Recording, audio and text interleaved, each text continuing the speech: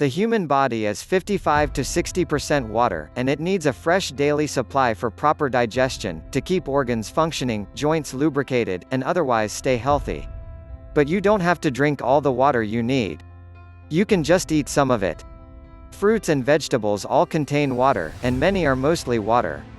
There's no formal federal guideline for how much water you need, but independent groups say the average adult woman should consume about 11.4 cups of fluid per day and men should take in 15.6, a cup equals 8 ounces. The total amount of fluid can come in the form of plain water, coffee, tea, or other beverages, soup, water-laden food like milk or yogurt, or produce. The water in any of those foods contributes to your daily needs, according to the U.S. National Library of Medicine. Multiple benefits unlike juice or soda, which nutritionists discourage, especially for children, for their lack of fiber and nutrients and overload of sugar or other sweeteners. Whole fruits and vegetables are also exceptionally good for you, providing fiber and vital nutrients, says Wesley McWhorter, DRPH, a registered dietitian and spokesperson for the Academy of Nutrition and Dietetics. Produce is also generally free of fat and cholesterol and has little or no sodium. Consuming more produce can lower the risk for developing type 2 diabetes, according to a July 8 study in the British Medical Journal. Big helpings of research have shown that fruits and vegetables can lower blood pressure, reduce the risk of heart attacks, strokes and some types of cancer, and promote healthier weight, according to the Harvard T.H. Chan School of Public Health. The total amount of fluid can come in the form of plain water, coffee, tea, or other beverages, soup, water-laden food like milk or yogurt, or produce. Fruits sometimes get a bad rap, by the way, because of the high natural sugar content, but fruit is good for you, the Harvard researchers say, unlike foods laden with added processed sugar.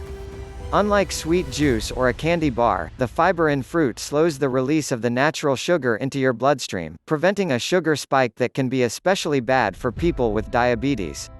Only 10% of Americans are eating enough produce, according to the U.S. Centers for Disease Control and Prevention. The federal government recommends up to 2 cups of fruit daily for adults, and 2 to 3 cups of vegetables, more of each if you exercise regularly. The recommendations are similar for teens and not much less for young children. So to knock out both health goals at once, better hydration and eating more produce, consider adding a few servings of high water content fruit and vegetables to your routine, experts suggest. Below are a dozen fruits and veggies that are at least 90% water, according to Healthline, Medical News Today, and the University of California's Berkeley Wellness. That means a cup of any of them contains nearly a cup of water. All of them are healthful, McWhorter says, delivering fiber and different vital nutrients. Follow the links for recipes plus selection and storage tips from the U.S. Department of Agriculture. Bell peppers, high in vitamin C, plus some potassium, iron and calcium. Cabbage, high in vitamin C, good source of calcium, plus some iron. Cantaloupe, high in vitamins A and C, good source of folate, plus some calcium and iron. Cauliflower, high in vitamin C, good source of folate, plus some calcium and iron. Cucumbers, good source of vitamin C, plus some vitamin A, calcium, iron, magnesium, and vitamin K. Celery, good source of vitamins A and C, plus some calcium, iron, and vitamin K. Iceberg lettuce, modest amount of vitamins A and C, plus some calcium, iron, potassium, zinc, and vitamin K. Leaf lettuce is also a good source of folate. Spinach, high in iron, folate, and vitamins A and C, good source of magnesium, plus some calcium, iron, potassium, and vitamin K. Strawberries, high in folate and vitamin C and antioxidants, plus some potassium, iron, and manganese.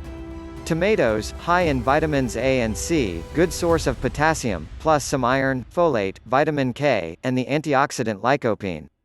Watermelon, high in vitamins A and C and antioxidants, plus some potassium, zinc, copper, and B vitamins.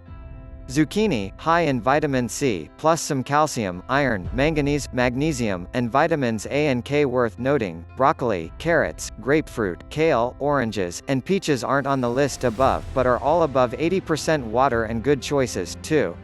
Go with what you like. Just try to eat a variety. While choosing produce high in water content is great for your fluid intake, McWhorter encourages people to eat any fruits or vegetables they like.